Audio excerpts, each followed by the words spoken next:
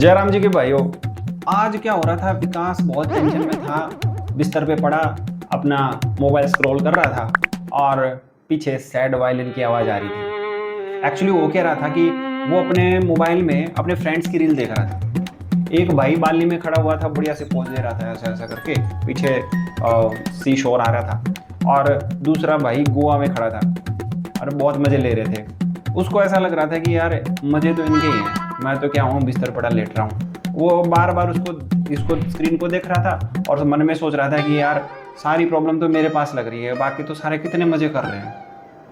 मेरे साथ में 8वीं क्लास में मेरे साथ में थे, 9वीं 10वीं क्लास में साथ में थे। मेरे नंबर ज़्यादा आया करते थे, उनके नंबर कम आया करते, लेकिन फिर भी वो इतने मज़े कर रहे हैं कि इसके पास इतने मिलियनर बिलियनर पैसे आ रहे हैं और मैं यहाँ पे बैठा अभी भी कुछ नहीं कर रहा हूँ। मैं भी सोच रहा हूँ कि मैं करियर में क्या करूँ।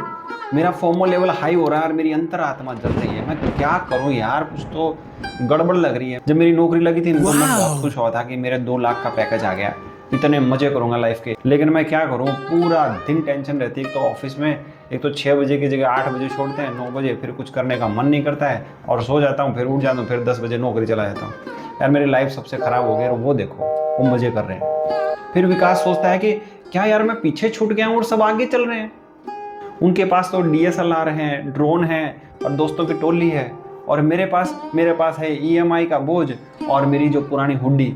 यार मैं करूँ तो क्या करूँ यार, कुछ तो गड़बड़ लग रही है। फिर एकदम विकास को बात याद आती है कि बाबा के पास चलते हैं, और वो तुरंत भागा भागा मंदिर के पास जाता है और बाबा जी वहाँ बैठे उसको मिलते हैं। क्या विकास को इसका सॉल्यूशन भी मिलेगा, जिसको हम आज की दुनिया में फोमो बोलते हैं, फियर ऑफ मिसिंग आउट। बाबा जी आराम से बैठे शांति से मूंगफली खा रहे थे।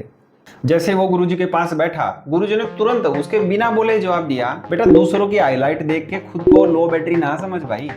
विकास फिर से हैरान हो गया और बोला, बाबा जी आज भी मेरा आपने मन पढ़ लिया। बाबा हंसते हुए बोले कि मैं व्हाट्सएप पे तो नहीं हूँ बेटा, लेकिन मन संदेश जरूर पढ़ लेता हूँ। गुरुजी ने फिर बताया कि बेटा ये फोमो जो है ना, वो ये नया रोग नहीं है। नाम नया है पर रोग नया नहीं है। पता है कि रावण के पास भी सोने की लंका थी, पर सब लोग राम जी को पूछते थे। उसको इतनी जलन होती थी अंदर से कि मेरे पास सोने की लंका है क्या, कुछ नहीं है मेरे। लेकिन फिर भी राम जी को क्यों पूछते हैं लोग यार। तू एक तुच्छ मानव की शक्ति से रावण को डराने आया है। और इसी तुलना में भाई उसने बर्बादी का रास्ता चुन लिया। विकास बोला कि बाबा तो फिर मैं भी क्या रील्स देख देख के रावण बन रहा हूँ क्या। बाबा बोलते हैं, नहीं बेटा तू रावण तो नहीं बन रहा, लेकिन हो क्या रहा है कि तेरी जो लाइफ है ना, उसमें तू एक्सप्लोर करने की बजाय कंपैरिजन में जी रहा है, तो तेरा ध्यान भटकेगा ही और राम काज तो छूट ही जाएगा। गुरु जी आगे बोलते हैं कि जहां सुनाम सुनत भंजन रोगा, राम काज करे बिनु सोगा।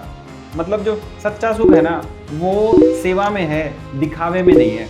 बाबा बोले, बेटा अपनी पहचान बनानी है ना, तो इंस्टा रील्स में मत देख, अपने इनर पीस को पहचान। फिर बाबा जी बोलते हैं कि बेटा देख, फोमो मिटाना है ना, तो एक काम कर, अपने आज को देख, दूसरों की स्टोरी को मत देख, सोशल मीडिया से थोड़ा ब्रेक ले लो, या तो भाई डिजिटल डिटॉक्स करना आजकल बहुत जरूरी है।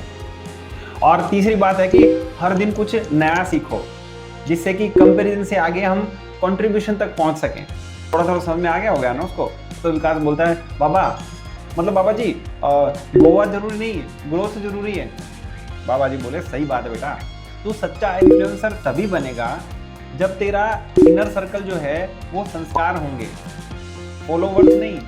तब विकास को समझ में आ जाता है कि भाई फोमो वोमो कुछ चीज़ है नहीं। वो अपनी डायरी लेता है और उसमें लिखता है, my growth is bigger than their गोवा, राम काज फर्स्ट, रील्स लेटर।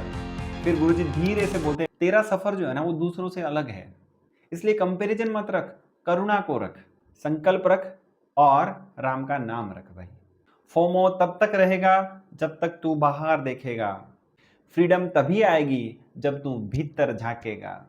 अगर दोस्तों आपने भी अगर फोमो फील किया है ना, तो कमेंट बॉक्स में लिखिए, अब मैं भी अपनी जिंदगी जीऊंगा। इसी के साथ जयराम जी की।